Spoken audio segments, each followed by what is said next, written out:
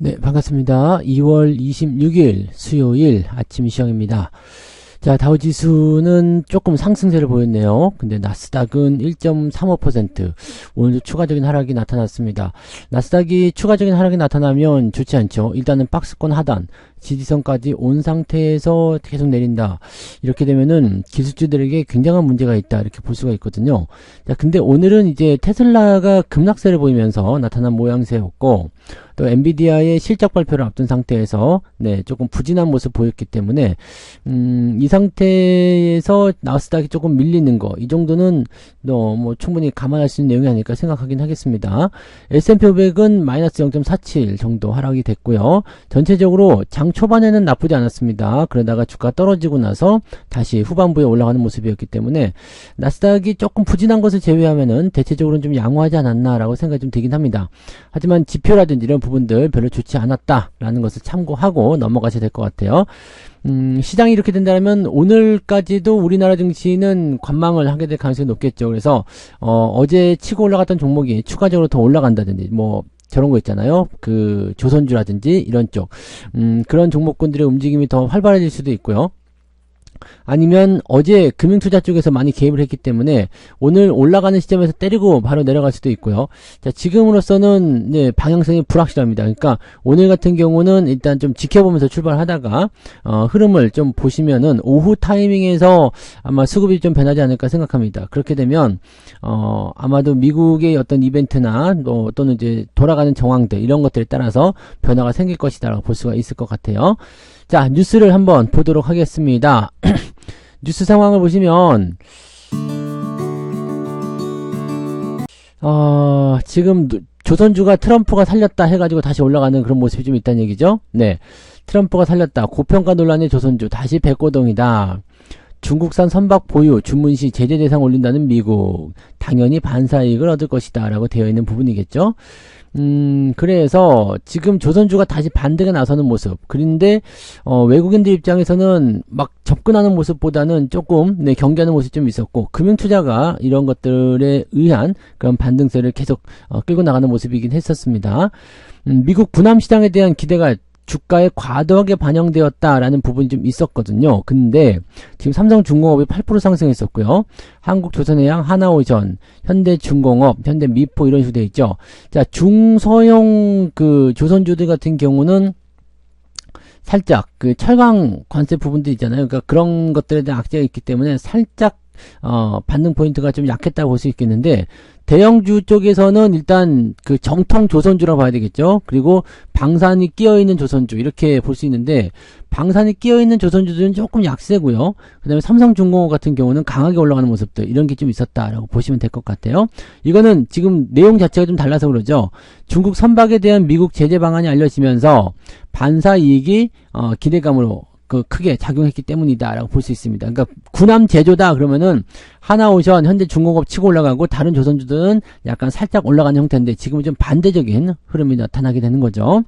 중국 선사 및 중국산 선박과 관련한 국제 해상 운송 서비스의 수수료를 부과하는 방안을 추진한다.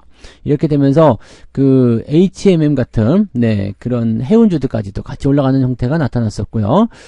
그 다음에 이렇게 되면은 중국 선박에 대한 어떤 제재 조치가 계속 강해졌을 때 한국 조선사에 대한 반사이익이 매우 클 것이다 라고 볼 수 있는 내용이 좀 되겠죠. 해운사들이 중국산 선박을 보유한 회사를 분할해 제재안을 피할 수 있는 방법도 있겠지만, 향후 중국산 선박에 대한 선호도는 현저히 감소할 것이다. 그래서 조선사의 움직임들이 더 좋아질 것이다 라고 얘기가 나올 수 있는 부분이겠죠. 자, 올해 1월 말 수주 잔고 점유율은 중국이 58%. 그러니까 중국이 지금 보면은 실질적으로 이제 조선의 수주를 많이 따가는 형태죠. 그러니까 우리나라가 뭐 1등이다, 수주가 늘어난다, 뭐 이런 식의 얘기가 있겠지만 실질적으로는 중국이 더 많이 하고 있죠. 중국 같은 경우는 예전에 조선 쪽 수주를 많이 끄집어내면서 선박 분량에 대한 그런 부분들이 굉장히 좀 이슈화 됐었던 부분이 좀 있었거든요. 근데 그 이후에 다시 또 올라가는 모습이 좀 있었습니다. 그래서 이 발주 선박에 대한 프로젝트 이 부분이 중국의 점유율이 70%에 달하고 있다. 옛날에는 네, 조선에 대한 부분들이 일본에서 우리로 넘어왔다가 그 다음에 다시 이제 중국으로 넘어가 있는 그런 상태라고 좀 보셔야 될 것 같습니다.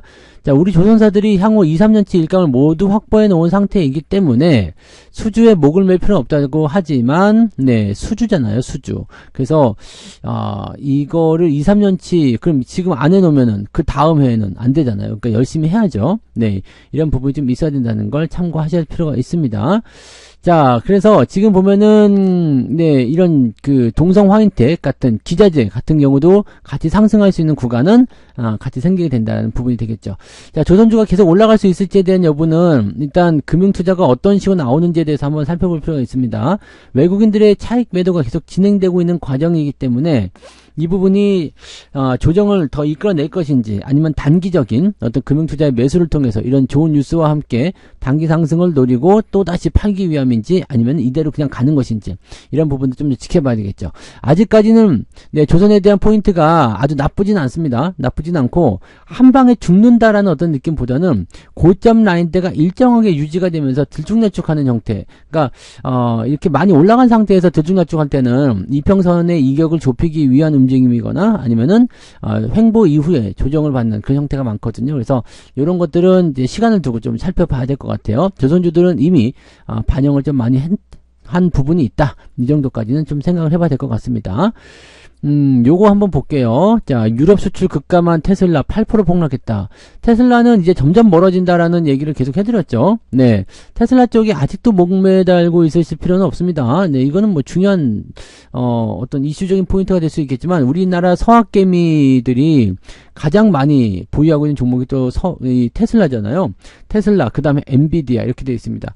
미국의 테슬라나 엔비디아 같은 경우는 일단 단기 상승에 따른 부담감을 계속해서 표출하고 있습니다. 그래서 주가가 뭐 테슬라 같은 경우는 이게 폭락이 나타나는 부분이겠지만 엔비디아 같은 경우는 이제 실적이라든지 또는 뭐 향후 이제 그 블랙웰의 어떤 그 성과 이런 부분들이 이제 잡힐 수밖에 없겠죠. 그래서 그런 내용들이 어떻게 나오냐에 따라 달라지니까 그거는 이제 내일 우리가 실적 발표를 보면은 알 수 있겠죠. 근데 테슬라 같은 경우는 지금 판매가 계속 감소하고 있고 중국에서는 자율주행 뺏기고 막 이렇게 나오니까 테슬라는 굉장히 좀 안 좋은 상태라고 보시면 될 것 같아요.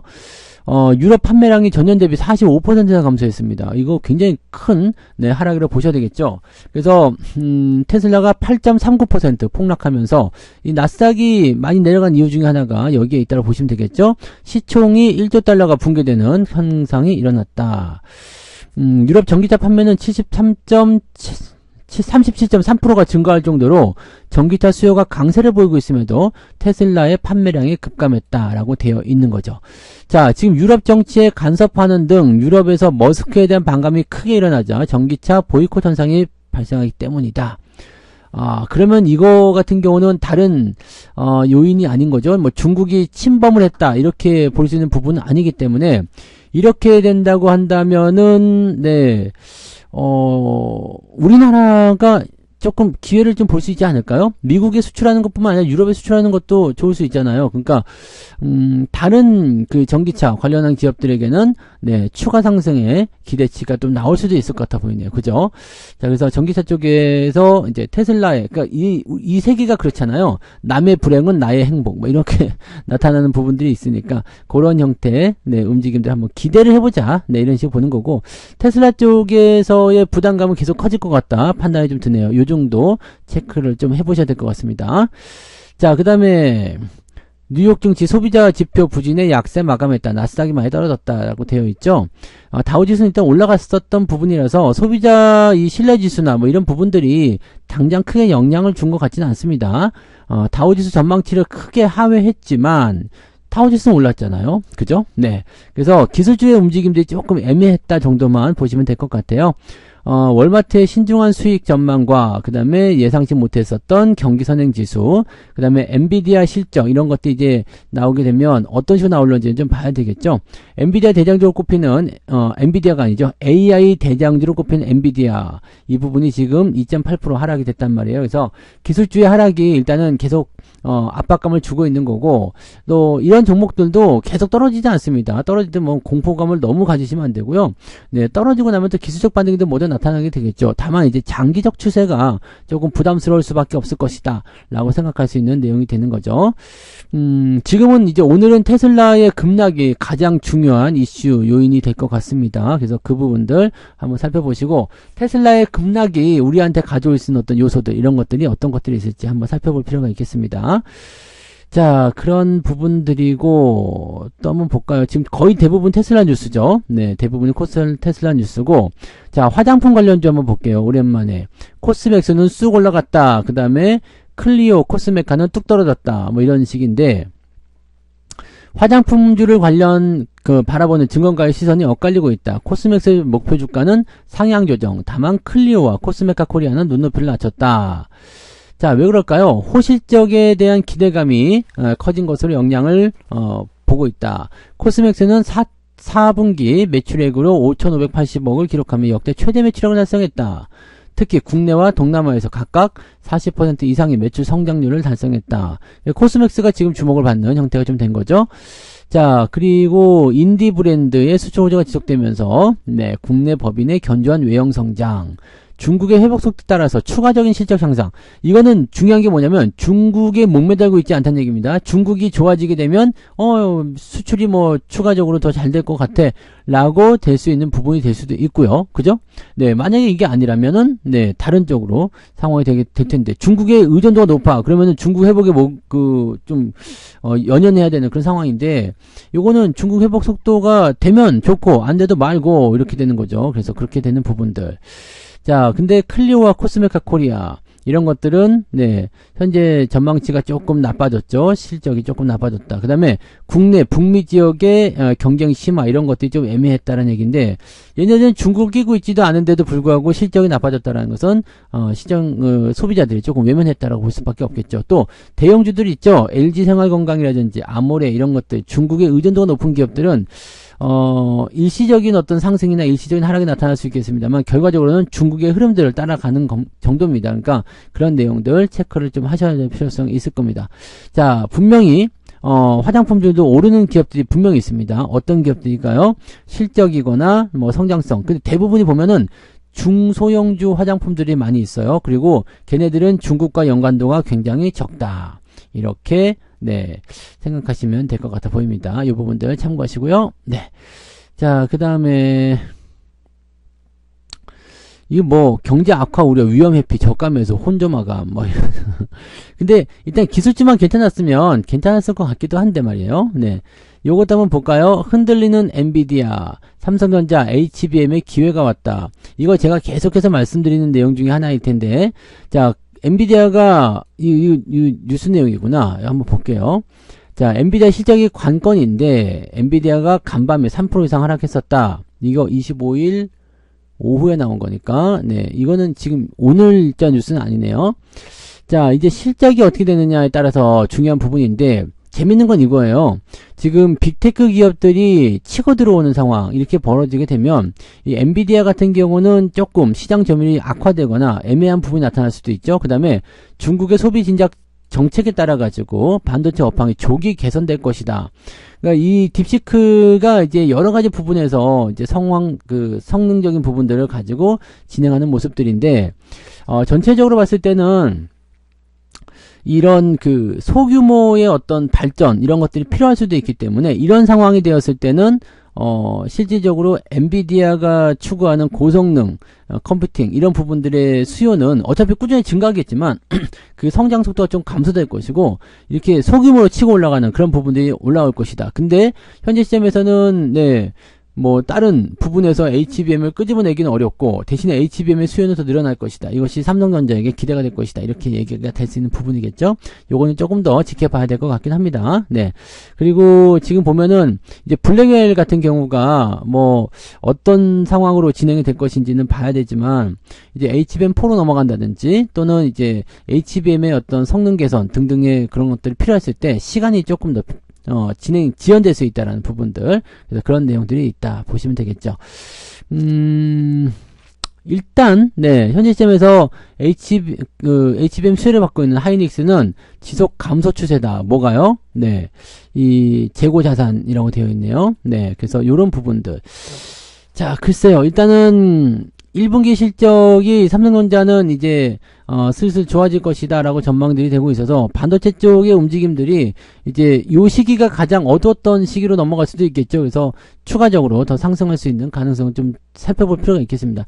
가장 중요한 거는 빅테크 기업들의 이런 투자가 계속 늘어나고 있다는 겁니다. 그래서 이 빅테크 기업의 투자가 늘어난다는 것은 굉장히 중요한 요인이 될 수 있다는 거죠. 이 딥시크 충격 이 부분 때문에 빅테크 기업들이 뭐 AI 데이터 센터를 줄인다라는 증거는 아직 발견되지 않았다. 그 진짜로 줄일 것인지는 한번 살펴봐야 돼요. 왜냐면 이게 데이터 센터라는 것이 뭐 이렇게 빅테크 딥시크 같은 그런 부분들을 통해 가지고 이제 데이터 센터 좀 줄일 수 있다 이런 게 아닙니다. 이게 데이터 센터라는 것은 말 그대로 데이터를 처리하는 부분이거든요. 그래서 이거는 그 굉장한 고성능 컴퓨팅이라든지 그 다음에 방대한 양을 처리할 수 있는 그런 능력과 비교가 되기 때문에 데이터 센터의 투자를 줄인다. 요거는 사실 조금 이해가 잘 안 되는 부분이거든요.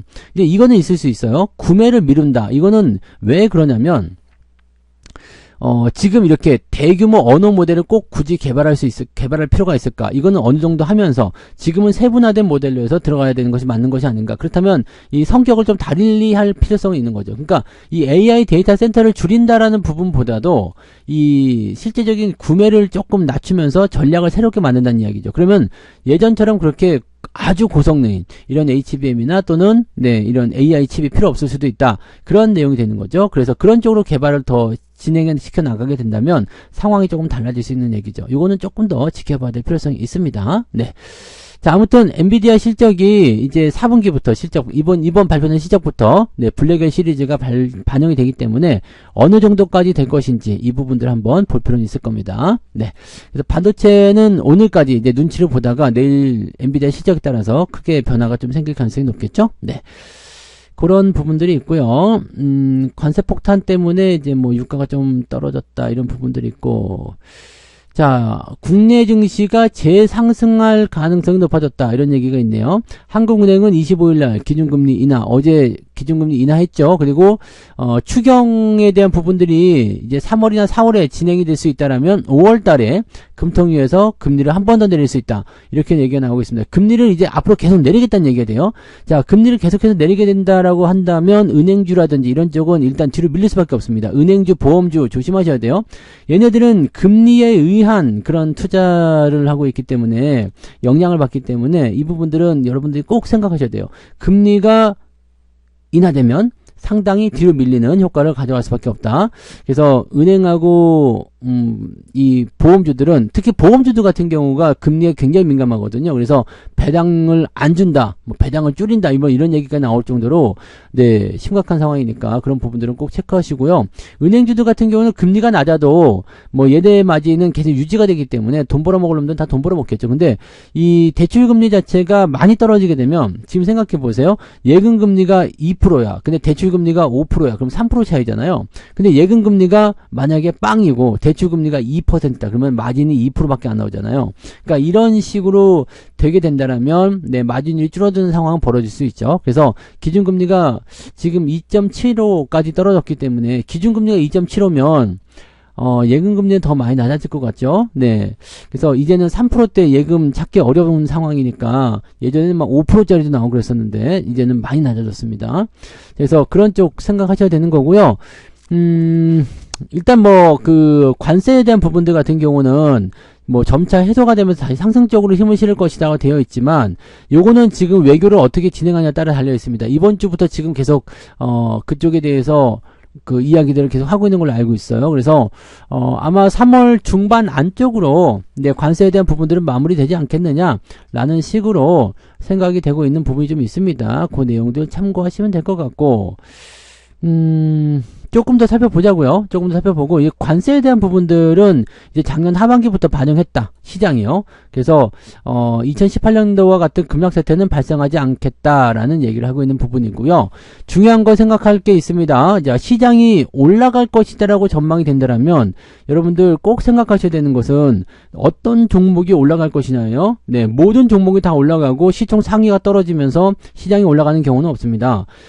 시장이 전체적으로 폭락을 해가지고 박살이 나서 시총 상위고 나발이고 다 떨어지고 그 다음에 시총 상위가 뒤바뀌는 그런 상태로 된다라면 모르겠지만 지금처럼 네, 주가가 어느 정도 수준에서 유지가 되고 반등에 대한 기대치가 높은 상태에서 네, 시총 상위만 박살이 나고 다른 게 올라간다 이런 일이 있을 수가 없어요. 그러면 시장이 안 올라가거든요.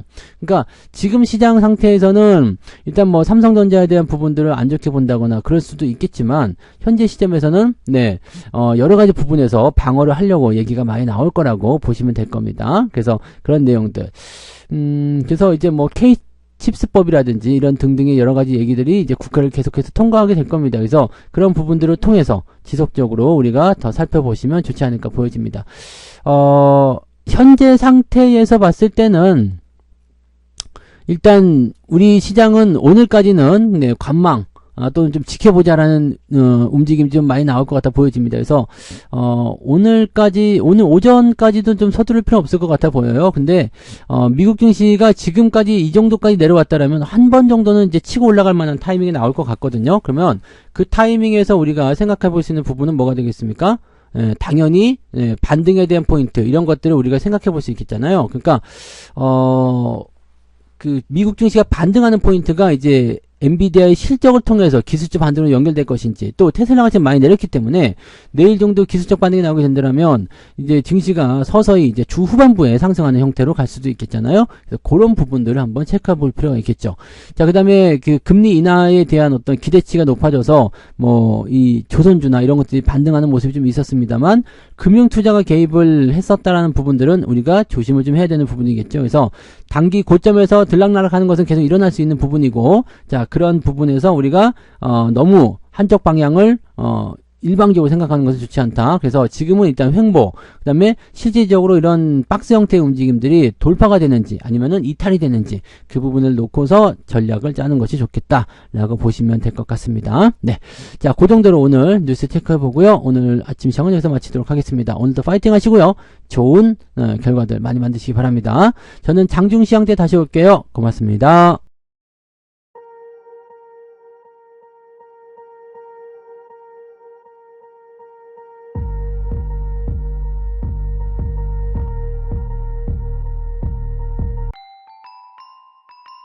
본 방송에서 제공되는 모든 정보는 투자 판단의 참고 자료이며 투자의 최종 책임은 본 방송을 이용하는 본인에게 있습니다.